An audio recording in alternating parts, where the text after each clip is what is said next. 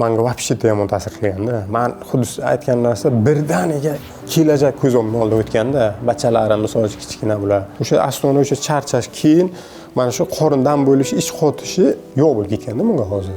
Gaplashsak gap-ku. Men aytmoqchi bo'lganim, xotinimga bir narsa bo'lsa, qanday qaysidir manoga bachalarim bor. Ochiq gapirdiganingizda gapiryapman. Ularsiz hayot qiyin-da tasavvur qilish misol uchun. Mana hozir aytyapsiz gaplaringiz juda ta'sirli gaplardi bu gaplar o'zi. Qabul qilmoqchi bo'lganlardek 80% ikkilanishda-da. Ikkilanishda turgan odamlar haqiqatan foydaliligini tushunsin. Masalan, biz ham Toshkentdan Qarshidan bu yoqqacha shunchaki masofani bosib kelganimiz yo'q degan ma'noda biz murojaat qilamiz odamlarga. Shu savollarga sizniki qo'shimcha bo'lsa, haligi dardi qaysi bosqichda bo'lsa ham olib ichsa, sog'ayib ketsa, biz ham xursand, o'zlari ham xursand, hamma xursand-da. Chunki dardni boshdan o'tkazgan odam o'zi yaxshi biladi. Keyin yonida turgan odam ham teng kurashadi-yu. Shunday. To'g'ri, onda-sonda nomard erkaklar ham chiqib turadi.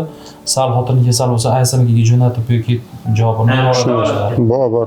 Bor davolanib ketadiganlar bor. Yelkamga olganman deb turib beradigan erkaklar ham o'zi noyob bo'lib qolyapti-da hozir.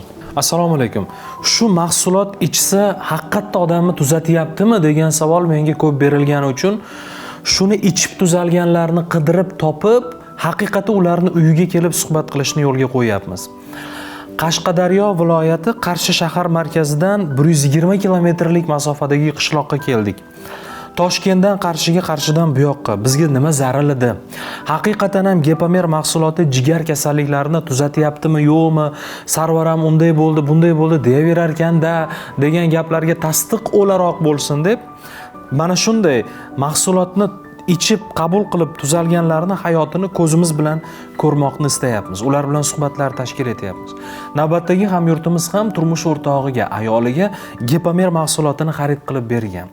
O'zgarishlar qachon boshlandi, nimadan keyin boshlandi degan savollarga ularning o'zidan javob olamiz.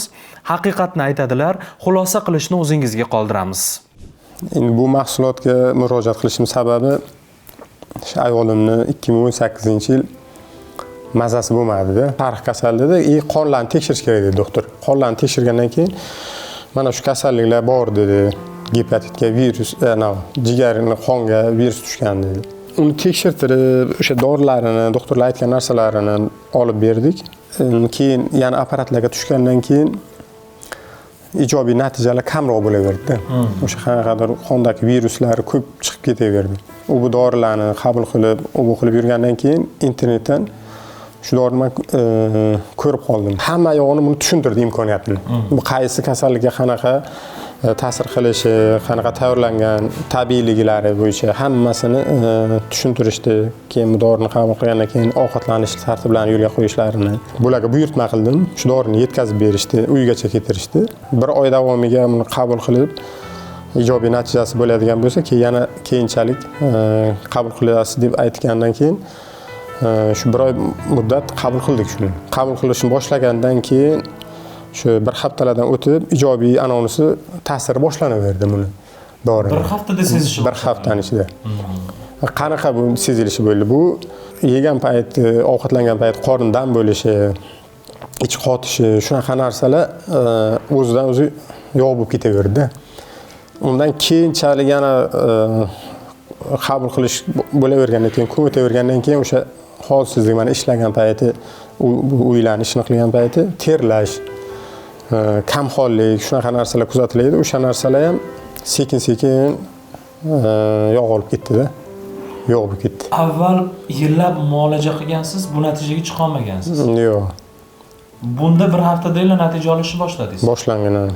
Endi buni ichgandan keyin to'g'risini aytsam, xotinimga kuchi yaxshilandi. Mana xamir ushlaganga, bizning qishloq sharoitida ishlarni qilganiga ter bosib, ter ko'ylagi o'tadigan bo'lib qoldi-da uni. Og'rashlarni aytmayapti-da u menga. Oldin aytib turadi shuni. Ranglari ham oqarib tiniq. O'sha aslida o'sha charchash keyin mana shu qorindan bo'lishi, ich qotishi yo'q, absolutni yo'q bo'lib ketganda bunga hozir. Qorindan bo'lish degan narsa yo'q hozir. Men so'rayman, ich qotish degan narsa ham yo'q-da. Lekin men hozir xotinimdan so'raganimga hammasi zo'rdi. Unaqadan bo'lish yo'q deydi. Ich qotish yo'q deydi. Har kun bitta katta misol uchun ana tahorati bor. O'sha nima deydi, yeganiga qanday yegandan keyin hazm bo'lish keyin yana bir narsasi ko'ngil aynish degan narsa bo'laydi. Ko'ngil aynish degan narsa yo'q. Umuman bo'lmaydi.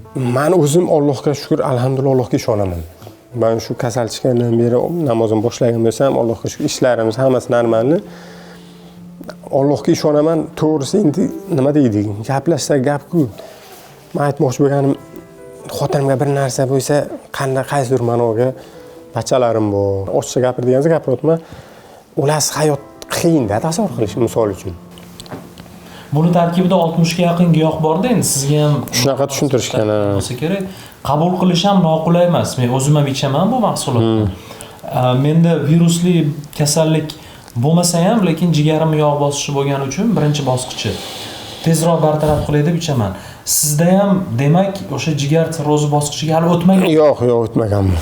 Davolash uchun, o'sha narsalargacha bormasligi uchun, keyin nima deydi, kasallik jiddiy anaga kelib qolmasligi uchun oldini olish uchun qabul qilib boshladik.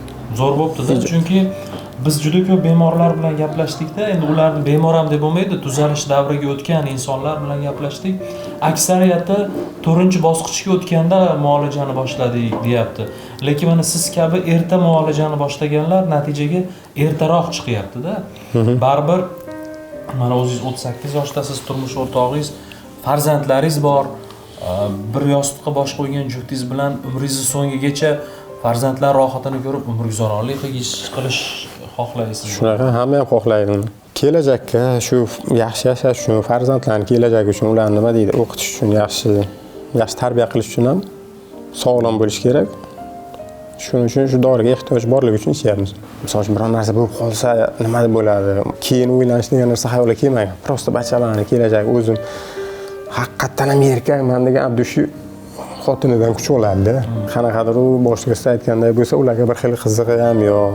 Bir kun, 2 kun bu deb 4 kundan keyin yana boshqa haftasini ham olib ketaveradi, ular qizig'i yo'q. Lekin menga unday emas. Men bu to'g'risi yaxshi bo'lib ketsa, meni yaxshi bo'laman. Alloh ham ko'rib turibdi qanaqa niyatga bizga, qanaqa harakat. Alloh shifosini bersin. Mana o'zingiz ko'rdingiz, eshitdingiz, fikr mulohazalarni tingladingiz. Ixlos qilsangiz, oldingizga qo'yilgan Gepamer haqiqatan sizga davo chorasi sifatida xizmat qilishi mumkin. Aytib o'tganimdek, men o'zim ham jigar yog' bosishida buni qabul qilyapman. Qabul qilayotgan hamyurtlarimiz bilan bir necha 100 kilometrlab masofani bosib o'tib uchrashyapmiz, savollarimizni beryapmiz, ularning o'zidan javoblar olyapmiz. Va aynan shu javoblardan keyin mahsulot xaridiga shoshayotganlarning ko'payayotganidan va natija olayotganlarning ko'payayotganidan xursandmiz. Biz o'zimizga ravo ko'rsakkina keyin boshqalarga ilinamiz. Men o'zim ichib ko'rib, mazasini, o'zgarishlardagi bizni kayfiyatimizni qabul qilish davomidagi bizga bo'lgan foydani ko'rganimdan keyin mahsulotni targ'ibotiga men ham jiddiy kirishdim. Agar sizda ham savollar bo'lsa, mahsulot to'g'risida manzilingizga shuni yetkazib berish bepul, konsultatsiyalar bepul, quyidagi raqamlarga qo'ng'iroq qiling. Albatta, ixlos qilsangiz natijaga siz ham tez orada chiqasiz. Men tuzalyapman, tuzaldim deganlar qatoriga qo'shilasiz.